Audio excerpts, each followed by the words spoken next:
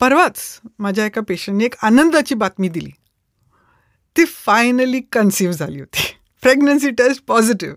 काहीच महिन्यापूर्वी हेच जोडपं माझ्याकडे आलं होतं एका फर्टिलिटी क्लिनिकच्या रेफरलकडनं, की तिला सेक्स जमत नाही. नवरा त्रासला होता, फर्टिलिटी क्लिनिकमध्ये सोनोग्राफी पण करता येत नव्हती आणि फायनली त्याचं डायग्नोसिस व्हॅजिनिसमस म्हणून केलं होतं. तिला सेक्स जमत नाही ह्याचा तिला इतका त्रास व्हायला लागला होता की त्या डिप्रेशनमुळे, त्या अँक्झायटीमुळे ती तिच्या खाण्यावरती नियंत्रण ठेवू शकत नव्हती. स्थूलता वाढली होती, लठ्ठ झाली होती. त्यामुळे त्या दोघांमधलं जे कामाकर्षण होतं ते कमी झालं होतं. हळूहळू त्यांच्या नात्यातही ते दुरावले होते. तर हे सगळं बॅकग्राऊंड घेऊन जेव्हा सेक्स थेरपी आम्ही सुरू केली आणि ते व्हॅजिनिसमसची जी कंडिशन होती ती क्युअर झाली आणि लगेचच ती कन्सीव्ह झाली. तर अशा आनंदीच्या गोष्टी खूप वेळा ऐकायला मिळतात. पण बरेच वेळा असंही होतं की नुसत्या सेक्स थेरपीनी वंध्यत्व किंवा इनफर्टिलिटीचं सोल्युशन होत नाही. तर ह्या एपिसोडमध्ये आपण शोध घेऊया की वंध्यत्व आणि लैंगिक समस्या ह्याचा परस्पर काय संबंध आहे.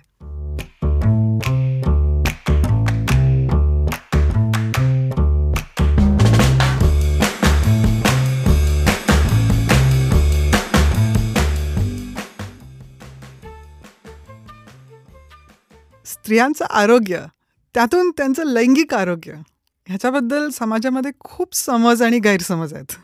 ह्या गोष्टींबद्दल संवाद साधणं, मनमोकळेपणाने बोलणं आणि चर्चा करणं ही खूप गरज आहे. याच उद्देशाने मी व्ही फॉर वजायना हा पॉडकास्ट सुरू केला आहे. मी डॉक्टर नीलिमा देशपांडे, मी गायनेकोलॉजिस्ट आणि सेक्शुअल मेडिसिन कन्सल्टंट आहे. गेली 30 वर्ष मी पुण्यामध्ये, इंग्लंडमध्ये आणि भूटानमध्ये स्त्रीरोग व प्रसूतीशास्त्र या विषयात काम केलेलं आहे. आज माझ्यासोबत आहेत Niranjan Medhekar, CEO of sounds great. He podcast company आहे जे माझ्या पॉडकास्टचं डिस्ट्रीब्युशन आणि प्रोडक्शन करतात. मॅडम, मला सांगा की इन्फर्टिलिटी म्हणजेच वंध्यत्व म्हणजे नेमकं काय? WHO जे डेफिनेशन आहे वर्ल्ड हेल्थ ऑर्गनायझेशनचं, त्याच्यामध्ये असं सांगितलं आहे की जेव्हा कुठलं कपल असतं ते जेव्हा रेग्युलर संबंध करत असतात, म्हणजे साधारणपणे आठवड्यातनं 2 ते 3 वेळा इंटरकोर्स होत असतो, तर त्यांना साधारणपणे 1 वर्ष लागू शकतं 90 ते 95% कपल्सना प्रेग्नंट व्हायला. आता हे WHO स्टँडर्ड आहे यंग लोकांसाठी, जे आपण म्हणतो साधारणपणे 18 ते 30 वर्षाच्या मधले जे कपल्स असतात, ज्यांना बेसिकली दुसरं कुठलंही हेल्थ चॅलेंज नसतं, प्रॉब्लेम नसतो, त्यांच्यासाठी हे स्टँडर्ड किंवा गायडन्स ठीक असू शकतं. पण आपल्या देशामध्ये आणि बऱ्याच ठिकाणी असे पण कंडिशन्स असतात जिथे जी स्त्री असते तिला पॉलिसिस्टिक ओव्हरीज असतात किंवा एंडोमेट्रिओसिस असतं, हे माहिती असतं लग्नाच्या आधी, किंवा फायब्रॉइड्स असतात, किंवा पिरियड्सचा त्रास असतो, किंवा पुरुषांना माहिती असते की त्यांनी कुठेतरी सर्जरी झालेली असते, कुठेतरी क्रिकेट खेळताना बॉल लागलेला असतो, इंजुरी असते, किंवा त्यांना शीघ्रपतनाचा त्रास असतो, किंवा इरेक्टाईल डिस्फंक्शनचा त्रास झालेला असतो, अँक्झायटी असतं, स्ट्रेस असतं, जॉबच्यामुळे एकमेकांना भेटायला मिळत नसतं. हे अनेक कारणांमुळे जेव्हा मूल होत नाही संबंध ठेवून सुद्धा, किंवा संबंधच ठेवता येत नाही, अशा कंडिशन्समध्ये 1 वर्ष वाट बघणं ह्याला फार वेळ लागू शकतो आणि याचा त्रासही वाढत जातो. त्यामुळे लैंगिक समस्या आणि वंध्यत्व ह्याचा जेव्हा आपण खुलासा करायला बघतो कुठल्याही कपलमध्ये, तेव्हा जेव्हा कपल्सना माहिती असतं की ते सहजपणे आनंदाने एकमेकांच्या बरोबर संबंध ठेवू शकत नाहीत 2 ते 3 वेळा आठवड्यामध्ये, तर त्यांनी लवकरात लवकर डॉक्टरांशी संपर्क साधावा आणि ह्या गोष्टीचं निरसन करावं. कारण ती गोष्ट चुकीच्या पद्धतीने प्रॅक्टिस करण्यामध्ये सुद्धा प्रॉब्लेम होऊ शकतो पुढे जाऊन. ओके मॅडम, तुम्ही 2 महत्त्वाचे उल्लेख केलेत की WHO तुम्ही साधारण डेफिनेशन सांगितलीत, आणि दुसरं म्हणजे 18 ते 30 हा जर वयोगट बघितला आपण, तर बऱ्याच जोडप्यांची अशी समजूत असते की कुटुंब नियोजनाची साधनं वापरणं बंद केलं की लगेच, म्हणजे काय बाबा, एक 8-15 दिवसात, फार फार तर महिन्याभराने कन्सीव्ह होऊन जाईल. पण तेव्हा जेव्हा होत नाही तेव्हा त्यांच्या मनात एक काय म्हणू भीती वाटायला लागते किंवा डिप्रेशन यायला लागतं. तर ते बायफर्केशन कसं करायचं? म्हणजे कोणत्याही बाकी समस्या नाही आहेत पण तरीही कन्सीव्ह होत नाही बाबा. खरं तर असे प्रॉब्लेम माझ्या क्लिनिकमध्ये सारखेच येत असतात असे कपल्स. तर हा एक एज्युकेशनचा भाग आहे. हे समजून घेणं खूप महत्त्वाचं आहे की स्त्रीचं जे रिप्रोडक्टिव्ह सायकल असतं ते तिच्या पिरियड्सवरती अवलंबून असतं. त्या पिरियड्सचं जे इंडिकेशन असतं की प्रत्येक सायकलमध्ये एक अंड सुटत असतं. म्हणजे साधारणपणे वर्षभरामध्ये 12 किंवा 13 वेळेलाच सायकल येत असते. त्याच्यापैकी 100% सायकल्समध्ये अंड सुटतंच असं नाही. म्हणजे साधारणपणे यंग ज्या मुली असतात 18 ते 30 वर्षाच्या वयोगटामध्ये 90% वेळेला एक अंड सुटत असतं असं समजायला हरकत नाही. पुरुषांमध्ये जे सिमेन असतं त्याच्यामध्ये मिलियन्समध्ये स्पर्म्स असतात. त्याच्यापैकी एकाच स्पर्मची गरज असते जी त्या अंड्याला जाऊन फर्टिलाइज करेल. पण ते टायमिंग खूप महत्त्वाचं ठरतं, कारण की कुठल्याही महिन्यामध्ये जर एकदाच ते अंड सुटत असणार आणि त्या अंड्याचं जे आयुष्य असतं ते 24 ते 48 तासच असलं तर ते स्पर्म्स त्यावेळेला त्या अंड्याच्या अवतीभोवती असणं, बरोबर ठिकाणी असणं हे खूप महत्त्वाचं ठरतं. म्हणून इंग्लिशमध्ये आम्ही म्हणतो की ह्युमन रिप्रोडक्शन खूप वेस्टफुल आहे. इतके सगळे मिलियन्स ऑफ स्पर्म्स पण त्याचा एकाचाच उपयोग होतो. इतके दर महिन्याला अंड सुटतं पण वर्षातनं एकच बाळ होतं. पण हे पण समजणं गरजेचं आहे की प्रत्येक सायकलमध्ये जरी कपल रेग्युलरली इंटरकोर्स करत असले तरी प्रेग्नन्सी राहायची शक्यता फक्त 25 किंवा 30% असते. ते पण खूप हायली फर्टाईल जे खूप हेल्थी कपल्स असतात त्यांच्यामध्ये. त्यामुळे नुसतं कॉन्ट्रासेप्शन बंद करणं ह्याचा अर्थ नाही की लगेच प्रेग्नन्सी राहणार आहे. आपल्याला माहिती आहे की साधारणपणे 30 ते 40% कपल्समध्ये असं होतं. त्यामुळे कपल्स काय करतात की असे एक्झाम्पल्स घेऊन स्वतःवरती स्ट्रेस घेतात की अरे त्यांनी प्रयत्न केला आणि त्यांना लगेच कन्सिव्ह झालं, मग आम्हाला का नाही होते. पण हे समजून घेणं गरजेचं आहे की प्रत्येक कपल वेगळं असतं, प्रत्येकाची शरीराची ठेवण वेगळी असते, हेल्थ वेगळी असते. त्यामुळे कन्सिव्ह करायची जी क्षमता असते ती प्रत्येक स्त्रीची पण वेगळी असते आणि पुरुषाची वेगळी असते. आणि सगळ्यांचे चॅलेंजेस काय उघड कोणी सांगत नसतं.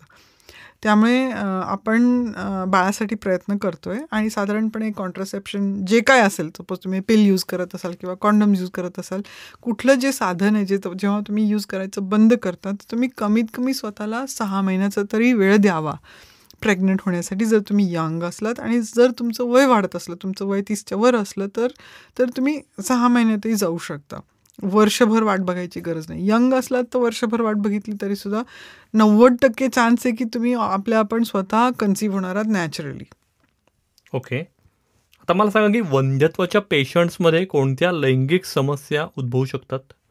आता हा खूप मोठा टॉपिक आहे, कारण वंध्यत्व असल्यामुळे लैंगिक समस्या निर्माण होतात. लैंगिक समस्या असल्यामुळे वंध्यत्व पण निर्माण होऊ शकतं. आणि कधी वंध्यत्वासाठी जे ट्रीटमेंट प्रोसिजर्स असतात त्याच्यामुळे सुद्धा त्रास होऊ शकतो कपल्सना. ते आपण एक प्रश्नाबरोबर बघूयात. तर पहिला प्रश्न असं की वंध्यत्व म्हणजे मूल न होणं. मूल न होण्यामागे बरीच कारणं असतात. पुरुषांची वेगळी असतात, स्त्रियांची वेगळी असतात. त्यातून पुरुषांमध्ये सिमेन प्रोडक्शन न होणं किंवा ते सिमेनच्या नलिकांमध्ये ब्लॉक होणं, सिमेंटची क्वालिटी चांगली नसतं, जे आपण हल्ली जास्त प्रमाणात बघतो. हे फास्ट फूडमुळे किंवा लॅपटॉपसारखं वापरल्यामुळे किंवा सेक्शुअली ट्रान्समिटेड इन्फेक्शन्सच्या सेकंडरी ह्याच्यामुळे किंवा कधी पूर्वी सर्जरी झाली असेल त्याच्यामुळे सिमेंटची क्वालिटी आणि क्वांटिटी प्रोग्रेसिव्हली डिटिरेट होते. हे आपल्याला रिसर्चवरनं कळतं. स्त्रियांमध्ये नलिकेचं ब्लॉक होणं हे 60% बायकांमध्ये त्याचं कारण असतं. आता ही सगळी कारणं जरी आपल्याला माहिती असली तरी जेव्हा एक कन्सेप्शन होत नाही किंवा मूल होत नाही किंवा जमत नाही त्यावेळेला कपल्सवरती खूप स्ट्रेस येतो. तर स्ट्रेस कुठल्या प्रकारचा असू शकतो, त्याच्यामध्ये अँझायटी असतं, डिप्रेशन येऊ शकतं, एकमेकांना जवळ घ्यावंसं वाटत नाही, डिझायर कमी होतं, कामाकर्षण कमी होतं, कामउदासीनता येते. कधी पुरुषांमध्ये ताठारपणा कमी होतो, इरेक्टाईल डिस्फंक्शन बघायला मिळतं. बायकांमध्ये डिझायर कमी होतं, तर ते प्रयत्न करत नाहीत किंवा एंगेजमेंट कमी होतं. एकमेकांमध्ये भांडणं सुरू होतात कारण की त्याच्यामध्ये ब्लेम गेम सुरू होतं की कोणाचं फॉल्ट आहे. एस्पेशली जर वॅजिनिसमस किंवा असे जर कंडिशन्स असले. आणि आपल्या देशामध्ये खूप करून जेव्हा अरेंज्ड मॅरेज होतं तेव्हा एक एक्सपेक्टेशन असतं की लगेच स्त्रीनी तयार व्हायला पाहिजे संभोगासाठी, आणि तसं होत नसतं. वेळ लागतो, ते नात्यामध्ये थोडंसं इन्व्हेस्टमेंट लागते आणि क्लोजनेस यायला, इंटिमेसी यायला थोडा कधी वेळ लागतो. पण फॅमिली खूप उत्सुक असते की ह्यांची प्रेग्नन्सी कधी होणार. त्यामुळे त्या प्रेशरखाली सुद्धा नको वाटणं आणि त्यामुळे दोघांमध्ये भांडणं होणं, या गोष्टींमुळे सुद्धा इन्फर्टिलिटी होते. जरी ह्याला डायरेक्टली आपण सेक्शुअल डिस्फंक्शन असं म्हणत नाही तरी ही सगळी कारणं लैंगिक समस्येसाठी एक ग्राउंड तयार करतात की पुढं जाऊन त्या कपलना लॉस ऑफ डिझायर होणं किंवा इरेक्टाईल डिस्फंक्शन होणं किंवा सेक्स करायला नकोसं वाटणं किंवा मग पुढे जाऊन भांडणामुळे डिवोर्स होणं, या सगळ्या गोष्टी घडू शकतात. आणि रिलेशनशिप कॉम्प्लिकेशन्स होणं, या सगळ्या गोष्टी घडू शकतात. मॅडम, तुम्ही ब्लेम गेमचा उल्लेख केलात, तर खरोखर स्त्री जबाबदार असते का पुरुष वंध्यत्वाच्या समस्येसाठी? असा काही अभ्यास आहे का आणि त्यातनं काय दिसून येऊ शकतं? रिसर्च तर खूप आहे आणि मेन थिंग काय की जो रिसर्चमध्ये जे आपण ट्रेंड्स बघतो, फर्टिलिटी ट्रेंड्सचा जो रिसर्च आहे, वर्ल्ड हेल्थ ऑर्गनायझेशनच्या वेबसाईटवरती पण आहे आणि फॅमिली प्लॅनिंग असोसिएशनच्या वेबसाईटवरती पण आहे. वेगवेगळे जे ग्लोबल ऑर्गनायझेशन्स आहेत जे फर्टिलिटीवरती रिसर्च करतात, पॉप्युलेशन इंडेक्समध्ये जो अभ्यास केला जातो त्याच्यावरनं आपल्याला माहिती की ग्रॅज्युअली ॲक्च्युली फर्टिलिटी डिक्लाईन होते ग्लोबली वेगवेगळ्या कारणांमुळे. आणि वेगवेगळे जे देश आहेत त्याच्यामध्ये पण वेगवेगळी कारणं आहेत. तर फॉर एक्झाम्पल आपण जे सो कॉल्ड डेव्हलप्ड कंट्रीज म्हणतो आपण, अमेरिका, US, ऑस्ट्रेलिया, तिथे फास्ट फूडचं प्रमाण खूप आहे, स्थूलता खूप आहे. तिथे मेटाबॉलिक डिस्फंक्शन म्हणजे diabetes, high blood pressure, obesity ह्याच्यामुळे आणि ह्याच्यावरचे जे औषधं उपचार असतात त्याच्यामुळे होणारे जे सेक्शुअल प्रॉब्लेम्स आहेत, म्हणजे इरेक्टाईल डिस्फंक्शन आहे, हा एक भाग आहे. पण दुसरं म्हणजे की स्पर्म क्वालिटी आणि क्वांटिटीवरती पण त्या सगळ्या गोष्टींचा इफेक्ट होतोय. दुसरं म्हणजे पॉलिसिस्टिक ओव्हरीज आहे, पिरियड प्रॉब्लेम्स आहेत. ह्या गोष्टींमुळे फर्टिलिटीचा प्रॉब्लेम येतो कारण की अंडर रिलीज होत नसतं. तर कोणाचं प्रमाण किती आहे, तर आपण सपोज क्लासिफाय केलं की पुरुषांमध्ये sperm production, sperm quality, sperm quantity आणि सिमेन म्हणजे स्पर्ममध्ये स्पर्म मोटिलिटी, या सगळ्या गोष्टींचा खूप महत्त्वाचा भाग असतो फर्टिलिटीमध्ये. ते स्पर्म्स कसे प्रोड्यूस करायचे त्याच्यामध्ये आपल्याला इरेक्टाईल फंक्शन, इजॅक्युलेशन आणि इजॅक्युलेटरी जे ॲपरेटस असतं म्हणजे प्रॉस्टेट ग्लँड्स, कुपर्स ग्लँड्स एक्सेट्रा, जे वेगळे ग्रंथी असतात ज्याच्यामुळे ते स्पर्म्स नरिश होत असतात आणि मग जी प्रोसेस असते ज्याच्यामुळे इजॅक्युलेशन होतं, तो एक भाग आहे. साधारणपणे मेल फर्टिलिटी किंवा इनफर्टिलिटीचं जे प्रमाण आहे ते साधारण 40% आहे. ओके, अप्रॉक्सिमेटली व्हेरी करत. आणि जे फिमेल आहे, फिमेल अनॅटमीमध्ये जे सपोज ओव्हरीमधनं एग्ज सुटायचं प्रमाण आहे किंवा ट्यूब्सचं हेल्थ आहे किंवा युट्रसचं हेल्थ आहे, पिरियड्सची सायक्लिसिटी आहे, युट्रसचे जे अफ्लिक्शन्स असतात, एंडोमेट्रिओसिस, फायब्रॉइड्स, ॲडेनोमायोसिस, ज्याच्यामुळे फर्टिलिटी कमी होते, अशा ज्या गोष्टी आहेत. तर त्याच्यामध्ये जी ट्यूबल इन्फर्टिलिटी आहे आणि ती खूप ट्यूबची नलिका असते त्याची हेल्थ खूप क्रुशियल असते फर्टिलिटीमध्ये, कारण काय ती अंड्याला पण नरिश करत असते आणि अगदी सुरुवातीला जेव्हा अंड्याला स्पर्म भेटून पहिलं नवीन जे एम्ब्रिओ तयार झाले असतं त्याचं जे नरिशमेंट असतं ते पण ट्यूबमध्ये होत असतं. त्यामुळे ट्यूबल फर्टिलिटी ही खूप महत्त्वाची आहे. तर ट्यूबल इन्फर्टिलिटी ऑलमोस्ट 60% त्याचा कॉज आहे. आणि असं नाही म्हणता की एक किंवा दुसरंच पर्सन रिस्पॉन्सिबल आहे. तुम्ही सगळं जे सांगताय मॅडम त्यातनं हे जाणवतंय की सेक्शुअल हेल्थ, लैंगिक आरोग्य हे खूप महत्त्वाचं आहे मूल होऊ देण्याचा निर्णय घेताना. तर या लैंगिक आरोग्याविषयी सांगाल थोडं? लैंगिक आरोग्य म्हणजे नक्की काय, तर प्रत्येक स्त्रीने आणि पुरुषाने आपल्या शरीराचं जे आरोग्य असतं, लैंगिक आरोग्य असतं, ते सांभाळायला हवं. फर्टिलिटी किंवा कन्सेप्शनच्या दृष्टीने फक्त लैंगिक नाही तर शारीरिक सुद्धा. तर आपलं लैंगिक आरोग्य आपल्या पूर्ण शरीराच्या आरोग्यावरती पण अवलंबून असतं. फॉर एक्झाम्पल जे मी म्हणाले ना, PCOD आहे, मेटाबॉलिक सिंड्रोम आहे, ते उगाचच नाही घडलं ना. ते त्यांच्या न्यूट्रिशनवरती होतं किंवा ते किती व्यायाम करतात, त्यांचं काम किती बैठं असतं. आज ITच्या जगामध्ये लोक 12-12 तास एका खुर्चीत बसून असतात, हालतच नाहीत किंवा मांडीवरती लॅपटॉप घेऊन काम करतात. तर ह्या सगळ्या गोष्टी त्यांच्या ओव्हरऑल आरोग्यावरती तर परिणाम होतच असतो, कारण काय ते फिट नसतात. तर मी असं खूप वेळा पूर्वीच्या पॉडकास्टमध्ये पण म्हणले की आपलं वॅस्क्युलर फिटनेस जी असते ती आपल्या डायरेक्टली सेक्शुअल फिटनेसवरती त्याचा इम्पॅक्ट असतो. कारण काय अंड व्यवस्थित सुटणं, स्त्रीच्या गर्भाशयात जे लाईनिंग पडदा असतो त्याचं व्यवस्थित डेव्हलपमेंट होणं, आपल्या हॉर्मोन्सची जी सायक्लिसिटी असते, व्यवस्थित वेळच्या वेळेला पाळी येणं, हे जे सिक्वेन्स असतं ते पार आपल्या पिट्युटरी म्हणजे मेंदूमधलं जे ग्लँड असतं तिथपासून असतं. एक पिनियल ग्लँड पण असतं जे दिवस आणि रात्र ह्या सिक्वेन्सला ओळखतं. आजकाल आपल्याकडे LED लाईट्स आहेत, सगळीकडे भरभरून उजेड असतो कायम 24 तास, अंधारच होत नाही आपल्या जगामध्ये. तर आपल्या ज्या शरीराला इतक्या शेकडो वर्षांची जी सवय असते दिवस आणि रात्रीची, जी आपल्या हॉर्मोन्सला मॅनेज करतं, ते आपण घडूच देत नसलं तर त्या हॉर्मोन्सवरती परिणाम होणारच आहे. मग ओव्हरऑल जर आपलं शारीरिक आरोग्य बरोबर नसलं, आपलं थायरॉइड ग्लँड ठीक कामं करत नसली, आपलं पॅनक्रियाज नीट काम करत नसलं, आपल्याला डायबिटीसचा आजार झाला, आपलं फॅटी लिव्हर झालं, आपल्या ओबेसिटी, आपल्या पोटाचा घेर 35 इंचापेक्षा जास्त झाला, तर ह्याचा परिणाम आपल्या हॉर्मोन्सवरती असतो. आणि आपले हॉर्मोन्स ठीक नसले तर पाळी नियमितपणे येणारच नाही आहे. पाळी नियमित नसली ह्याचा अर्थ अंडाशयामधनं अंड नीट सुटत नाही. जर अंड नीट सुटत नसलं तर मग कन्सेप्शन कसं होणार? तर नुसतं लैंगिक आरोग्य नाही तर पूर्ण शारीरिक आरोग्य जपणं खूप महत्त्वाचं आहे. त्याच्यामध्ये एक गोष्ट महत्त्वाची जी आपण जगभर बघतो ती म्हणजे सेक्शुअली ट्रान्समिटेड इन्फेक्शन्सची.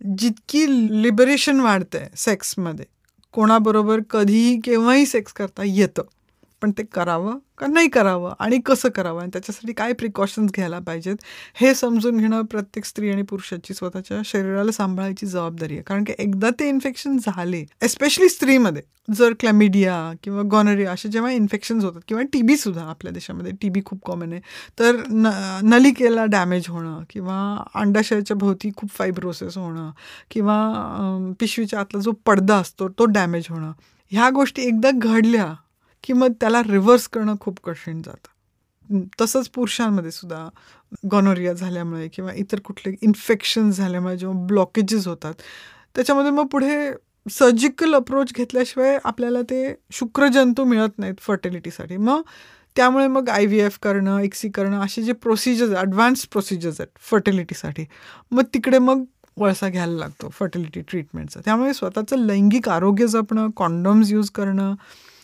आपलं शारीरिक आरोग्य जपणं, न्यूट्रिशन, एक्सरसाइज, आपलं डे अँड नाईट रिदम, वेळेवरती झोपणं, वेळेवरती उठणं, आपल्या एकूण डाएटमधली जी साखरेचं प्रमाण आहे, कॅज्युअल जे प्रोसेस फूड आहे, जे Coca Cola, Thums Up, sprite, Pepsi, माझा असे जे ड्रिंक्स आहेत जे खूप शुगरमध्येच बनलेले आहेत किंवा खूप तळलेले पदार्थ खाणं, पॅकेज्ड फूड्स खाणं हे टाळणं किंवा स्मोकिंग आणि अल्कोहोल, ड्रग्ज ह्याचं जे एक्सपोजर आहे त्याच्यामुळे जे डॅमेज होत असतं आपल्या ब्लड वेसल्सला, आपल्या हेल्थला, त्याच्याबद्दल प्रिकॉशन्स घेणं.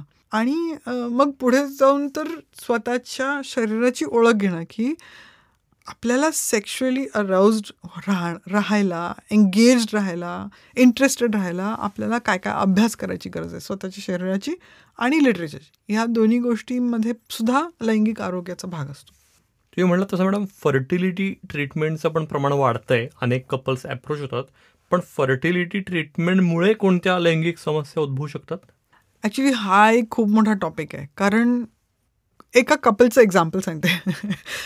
परवाच एक कपल आले होते. त्यांच्या लग्नाला साधारण 3 महिने झाले होते आणि त्यांना घाई आहे, आम्हाला आत्ताच बेबी हवं आहे. म्हटलं अहो पण बेबी तयार करायला आणि बेबी व्हायला 9 महिने तर लागतात ना. तुम्हाला कन्सीव्ह व्हायला थोडा तरी वेळ द्यायला पाहिजे. तुम्ही एकमेकांना आताच कुठं ओळखायला लागलं. नाही म्हणे आमच्या फॅमिलीचं खूप प्रेशर आहे, आम्हाला लगेच बेबी पाहिजे. खूप समजावून सांगितलं तर नाही ते इन्सिस्टच करत होते. तर अशा वेळेला काय होतं की ते डायरेक्टली फर्टिलिटी क्लिनिकला अप्रोच करतात. फार कमी कपल्स आहेत तसे माझ्यासारख्या डॉक्टरकडे येऊन प्रश्न विचारायला आणि त्याची उत्तरं ऐकायला थोडासा पेशन्स असतो. ज्या लोकांना घाई असते, आजचं काय सगळ्या गोष्टी कमर्शियलाइज झालेल्या आहेत, त्यामुळे कुठलंही कपल कुठल्याही फर्टिलिटी क्लिनिकला डायरेक्टली जाऊ शकतं. असं काही स्क्रीनिंग नसतं की कोणी कुठल्या कपलनी कुठल्या फर्टिलिटी क्लिनिकला कधी जातात आणि मग ट्रीटमेंट सुरू होते. तर ट्रीटमेंटमध्ये बरेच असतात ना गोष्टी, इन्व्हेस्टिगेशन असतं, मग बाईसाठी, पुरुषासाठी सिमेन अनालिसिस असतं, बाईसाठी लॅप्रोस्कोपी असते, टेस्ट्स असतात, सोनोग्राफी असते आणि मग पुढे जाऊन ठरले आम्हाला लगेच. आणि काही कपल्सचं तर डिमांड असते, नाही आम्ही आता, माझा नवरा आहे ना तो आता दुबईला जाणार आहे, सगळे आता इंटरनॅशनल ट्रॅव्हलवाले आहेत, तर आम्हाला सेक्स करायलाच वेळ नाही आहे, तर तुम्ही त्यांचं स्पर्म जपून ठेवा आणि माझं पुढचे 3 महिने माझ्यासाठी ते इंट्रायुट्राइन इन्सेमिनेशन करा किंवा आम्हाला IVFचंच बेबी पाहिजे. पैशाची कमी नाही आहे, मोठमोठे जॉब्स आहेत, इंटरनॅशनल पगार आहेत. प्रॉब्लेम असा होतो की सेक्स आणि प्लेजर हे एन्जॉयमेंटसाठी जे असतं आणि जे बेबी त्या एन्जॉयमेंटमधनं, त्या हॅपीनेसमधनं आणि प्लेजरमधनं कन्सीव्ह होतं, त्याचं नेचर किंवा त्याचं जे कन्सेप्शन असतं, त्याचा जो आनंद असतो तो वेगळाच असतो. जे कृत्रिम दृष्ट्या कन्सीव्ह केलं जातं आणि जे स्ट्रेस खाली ते केलं जातं त्याचं एन्व्हायरमेंट पण वेगळंच असणार आहे. आता कोणी अजून तरी असं रिसर्च करणंच कठीण झालंय की स्ट्रेस खाली कन्सिव्ह झालेल्या बेबीचं नेचर काय आणि आनंदात कन्सिव्ह झालेल्या बेबीचं नेचर काय, फरक असतो का. पण नाहीतर मग आपल्या जुन्या हिंदू लिटरेचरमध्ये गर्भसंस्कार हा प्रकार कधी कोणी डिस्कवरच नसतं केला, जर असं घडत नसलं असतं तर म्हणायचं असं की जी प्रोसेस आहे फर्टिलिटी ट्रीटमेंटची, त्याच्यामध्ये इंजेक्शन्स आहेत, औषधं आहेत, रेग्युलर सोनोग्राफीचे अपॉइंटमेंट्स आहेत, त्याला यायच्या जायच्या धावपळी आहेत, रात्र आपण आता प्रेग्नंट झालो का, अरे आता पिरियड आला, त्याच्यामुळे जे येणारं नैराश्य आहे आणि किंवा जे एम्ब्रिओ स्टोअर केले ते काही जगतात काही जगत नाही, त्याची क्वालिटी काय आहे, ह्याचा जो स्ट्रेस आहे. प्लस फर्टिलिटी ट्रीटमेंट काही स्वस्त नाही आहे, त्याच्यावरती खर्च होणारा जो आपण कष्टाने कमवलेला पैसा असतो ते आपण देतो आणि तरी आपल्याला रिझल्ट मिळत नाही.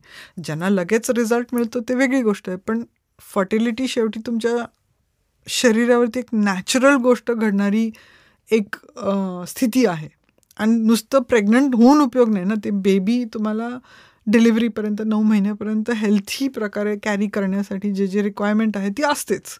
तुम्ही किती अनहेल्थी असलात आणि मग तुम्ही कन्सिव्ह केलं तरी तुम्हाला त्या प्रेग्नन्सीमध्ये त्रासच होणार आहे. पण काय होतं की टाइम्ड इंटरकोर्स, म्हणजे आता ऑव्ह्युलेशन झाले, जाऊन इंटरकोर्स करा. मग अनेक वेळा असं बघायला मिळतं की असं सांगितलेलं जेव्हा असतं की जाऊन तुम्ही इंटरकोर्स करा, मग लिंगाला ताठारपणा येत नाही, इजॅक्युलेशनच होत नाही. पण मग इजॅक्युलेशन झालं तर मग समाधान मिळत नाही, अशा गोष्टी घडायला लागतात. मग दोघांमध्ये मग प्रेग्नन्सी राहिली नाही की मग भांडण, मग एकमेकांवरती ब्लेम गेम, गिल्ट, शेम. पण स्वतःच नाही तर फॅमिलीचं सुद्धा, अरे इतके पैसे खर्च करतात, 3 IVFचे सायकल झाले, अजून मूलबाळ झालं नाही, असं कसं नाही झालं, तुझ्यातच काहीतरी दोष असणार. समजूनच नाही घेणं की ॲक्च्युली प्रेग्नन्सी राहणं किंवा न राहणं ही जी नॅचरल गोष्ट असते त्याच्यामध्ये पण काही अशा गोष्टी आहेत ज्याचं अजून आपण डिस्कव्हरी केली नाही. किती जरी फर्टिलिटी ट्रीटमेंट ॲडव्हान्स्ड असली तरी त्यातून काही ट्रीटमेंट्स असतात. फॉर एक्झाम्पल ऑव्ह्युलेशन इंड्युसिंग ड्रग्ज आपण म्हणतो, त्याचे साईड इफेक्ट्स पण असतात. मग त्या स्त्रीला त्याचा त्रास होणं, दुखणं, पोटात दुखणं किंवा सूज येणं अंगावरती, अशा गोष्टी पण घडत असतात. मग त्यावेळेला सेक्शुअल सॅटिस्फॅक्शन बाजूलाच राहतं ना. मग फक्त मूल झालं का नाही झालं हेच तेवढं त्या नात्याचं बॉटम लाईन ठरते. मग ते नातं आपण जे प्रॅक्टिस करतो ते आपल्याला मिळतं. आपण नात्यामध्ये जर भांडण, तणतण, एकमेकांवरती ब्लेम करणं, शेम, हे जर प्रॅक्टिस करत असलं तर ती आपली सवय होऊन जाते एकमेकांशी इंटरॅक्ट करायची. आणि ते काय आपल्या लैंगिक आरोग्यासाठी ते काय हेल्थी नसतं. कारण की आपण पूर्वी पण बघितले, जेव्हा सेक्स हे प्लेजरसाठी असतं, जेव्हा आपण ते कामाला लावतो तेव्हा त्याच्यातली सगळी मजा जाते. आणि बरेच वेळा इन्फर्टिलिटी ट्रीटमेंटमध्ये हेच होतं की सेक्स हे एक काम एक फनी आहे ना की त्याचं नाव पण काम ठेवलंय. ते काम होऊन जातं, पण कुठली गोष्ट जेव्हा काम होते तेव्हा आपल्याला ती करावीशी वाटत नाही. त्यामुळे डिझायर डिसऑर्डर्स पण यायची शक्यता असते. मग ते करावंसं न वाटणं, त्याच्यामध्ये आनंद न येणं, आकर्षण न वाटणं, या सगळ्या गोष्टी घडत असतात. आणि ॲक्च्युली ह्याचा लाँग टर्म इफेक्ट असाही होऊ शकते, प्रेग्नन्सी जरी राहिली तरी एवढ्या सगळ्या त्रासांनी प्रेग्नन्सी राहिली तर माझ्याकडे असे पण कपल झाले की तो पुरुष म्हणतो की ती एकदा प्रेग्नंट झाली ना तर मला ते नकोसंच झालं. मी तिच्याकडे पूर्वी कसं बघायचो आणि आता कसं बघतो ते सगळं बदलूनच गेलं. मला हे कधी अपेक्षितच नव्हतं. मॅडम, मग फर्टिलिटी ट्रीटमेंटकडे बघण्याचा नेमका दृष्टिकोन कसा असायला पाहिजे? एक महत्त्वाची गोष्ट म्हणजे फर्टिलिटी ट्रीटमेंट काही वाईट नसते, ती चांगलीच गोष्ट असते. ह्या आजच्या आपल्याकडे जेवढे मेडिसिन्स आहेत, टेक्निक्स आहेत, त्यामुळे कितीतरी कपल्स आहेत की त्यांना एक मूल होण्याची संधी मिळते, त्यांना ते गिफ्ट मिळतं. जे हे जर टेक्निक्स किंवा मेडिसिन्स नसले असते तर त्यांना कधी जमलंच नसतं. एक महत्त्वाची गोष्ट अशी असते की आपल्याला जर सेक्स जमत नसलं किंवा सेक्स व्हायला त्रास होत असला तर ते रिलेशनशिप ठीक करणं, तो सेक्शुअल प्रॉब्लेम सॉल्व्ह करणं तितकंच महत्त्वाचं आहे जितकं मूल होणं आहे. बरेच वेळा कपल्स येतात माझ्याकडे म्हणतात की आम्हाला मूल हवं आहे म्हणून आम्हाला सेक्शुअल प्रॉब्लेम सॉल्व्ह करायचं आहे. तर हे क्लॅरिफिकेशन खूप महत्त्वाचं असते की एकदा मूल झालं तर तुम्ही तुमचं सेक्शुअल प्रॉब्लेम सॉल्व्ह करायला परत याची शक्यता फार कमी आहे. कारण काय दृष्टिकोन कसा होतो बाईचा की आता मला मुलं आहे, आता मला दुसरीकडे कुठे लक्ष द्यायचं नाही, त्याचं पण त्याचं हे ते त्याचं फीडिंग करणं, हे करणं, मोठं होतं तर तू 2 वर्षाचं झालं, आता शाळेत घालायचं आहे, आता शाळेत गेला, आता 5 वर्षाचं होईल, आता काय, आता 10 वर्षाचं झालं, आता काय 10वी आली, 12वी आली. असे पण कपल्स आहेत माझ्याकडे की मुलं पार कॉलेजला गेल्यानंतर येतात की आता आमचं सेक्शुअल प्रॉब्लेम सॉल्व्ह करूया का, आता आम्हाला वेळ आहे. तर मुलं कायम तुमची मुलंच असतात, पण नवरा तुमचा खूप महत्त्वाचा जोडीदार असतो. हे बायकांनी लक्षात घ्यायला पाहिजे की तुमचं जे सेक्शुअल रिलेशनशिप आहे त्याला नर्चर करणं आणि ते पहिल्यांदा सॉर्ट आउट करणं मुलं व्हायच्या आधी ह्याचे खूप फायदे असतात. त्याचं पर्स्पेक्टिव्ह येणं पण खूप महत्त्वाचं असते की त्या सेक्शुअल रिलेशनशिपला प्रायोरिटी देणं गरजेचं आहे. ती सेक्शुअल रिलेशनशिप त्याचं जे इंटिमेसी आणि क्लोजनेस असतं त्याच्याकडे लक्ष देणं खूप महत्त्वाचं आहे. ते सॉल्व्ह करून फर्टिलिटी क्लिनिककडे अप्रोच करणं कम्प्लिटली नॉर्मल आहे. काही कपल्सना असं होतं की ते फर्टिलिटी क्लिनिकपर्यंत पोचतात कारण काही डायग्नोसिसच झालेलं नसतं. फॉर एक्झाम्पल एक रिसेंटली कपल आलं होतं की त्याला इरेक्टाईल डिस्फंक्शन म्हणजे लिंगाचा थाटारपणाचा प्रॉब्लेम होता आणि तिला सो कॉल्ड वॅजिनिसमसचा प्रॉब्लेम होता की सेक्स करायला गेले की खूप दुखत होतं आणि त्यांना आता प्रेग्नन्सी हवी होती. त्यांच्या लग्नाला 3 वर्ष होऊन गेली होती तरी त्यांना सॉल्व्ह करायला जमत नव्हतं. तपासल्यावरती लक्षात आलं की पुरुषांची जी पेनिस असतं त्याची जी कातडी असते ती त्याची खूप टाईट होती. त्याला लघवी करताना तिथे फुगा येत होता, पण त्याला कधी लाज वाटल्यामुळे त्याला कधी कोणाला सांगावंसं वाटलं नव्हतं आणि अंधारात सेक्स केल्यामुळे तिलाही कळलं नव्हतं की ह्याला हा प्रॉब्लेम आहे. तिचा प्रॉब्लेम असा होता की वजायनामध्ये पडदा होता. त्या पडद्यामुळे ना ते फिंगरिंग करू शकत होते ना सेक्शुअल एक्सप्लोरेशन करत होते. पण ते घाबरल्यामुळे की आपल्याला काय होतं हे कळत नाही आणि कोणाला विचारायचं हे माहिती नाही, ह्याच्यामुळे त्यांनी 3 वर्ष गमावली. तर मला असं वाटतं की असं जेव्हा आपण पॉडकास्ट करतो किंवा इन्फॉर्मेशन शेअर करतो तर कपल्सनी अवेअर व्हावं, हे जाणून घ्यावं की आपल्याला जर सेक्स 6 महिन्याच्या आत जमत नसलं किंवा आपण त्याचं कारण शोधून काढू शकत नसलो तर त्यांनी डॉक्टरांकडे जावं, कारण शोधावं आणि डॉक्टरांनी त्यांना तपासावं. कारण की हे जे कपल होते 2 डॉक्टरांकडे जाऊन आले होते पण कोणी त्यांना तपासलं नव्हतं. तपासणं खूप महत्त्वाचं आहे आणि तिथे लाजू नये. तपासून घेण्यासाठी खूप लोक लाजतात की अरेच्या ते डॉक्टर आपल्याला तपासतील. लाजायची गरज नसते, उलट तपासून घेण्यामध्ये तुम्हाला फायदाच असतो. असे काही छोटे मोठे अॅनाटॉमिकल प्रॉब्लेम्स असले तर ते सॉल्व्ह केल्याने तुमचा प्रॉब्लेम सॉल्व्ह होऊ शकतो. ही छोटी गोष्ट आहे.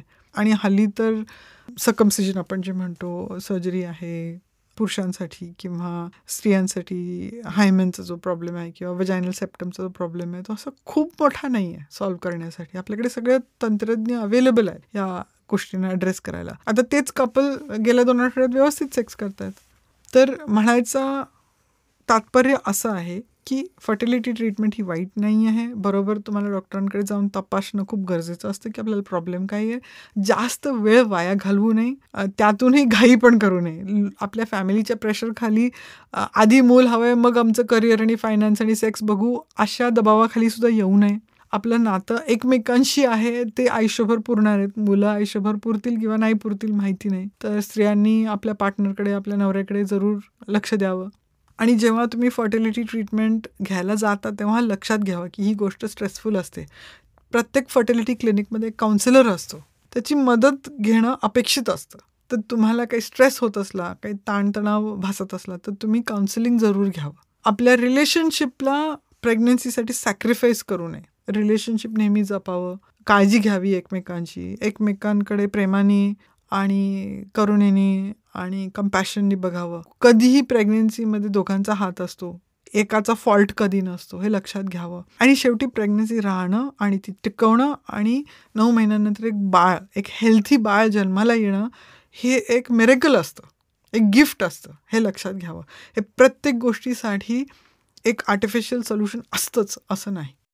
Thank you so much doctor. वंध्यत्व, इन्फर्टिलिटी याच्यासंबंधी खूप सारे गैरसमज आहेत आणि त्याचे उपचार किंवा त्याचे सिम्पटम्स, काय काळजी घ्यावी, लैंगिक आरोग्य म्हणजे मुळात काय, ते कसं साधावं, त्याच्यासाठीच व्यायाम, आहार हे सगळं कसं महत्त्वाचं आहे, वजन नियंत्रणात ठेवणं का आवश्यक आहे, अशा खूप साऱ्या गोष्टींना आणि त्यात परत तुमच्याकडे येणाऱ्या पेशंटशी काही उदाहरणं त्याची जोड देत तुम्ही हे खूप छान एक्सप्लेन केलं सगळं. मला खात्री आहे आपल्या श्रोत्यांना यातनं खूप नवीन इन्साईट्स या मिळालेल्या आहेत. सो श्रोत्यांपैकी कोणाला डॉक्टरांना, डॉक्टर निलिमांकडे यायचं असेल ट्रीटमेंटसाठी तर ते नक्की त्यांची अपॉइंटमेंट घेऊ शकतात, त्यांना थेट भेटू शकतात, संपर्क साधू शकतात. भेटूया नेक्स्ट एपिसोडमध्ये अशाच आणखी एखाद्या महत्त्वाच्या आणि दुर्लक्षित विषयावर चर्चा करण्यासाठी. This podcast is for general information purposes only. It does not constitute the practice of medicine, nursing, or other professional healthcare services, including the giving of medical advice. No doctor-patient relationship is formed. The use of this information and the materials linked to this podcast is at the user's or listener's own risk. The content on this podcast is not intended to be a substitute for professional medical advice, diagnosis, or treatment.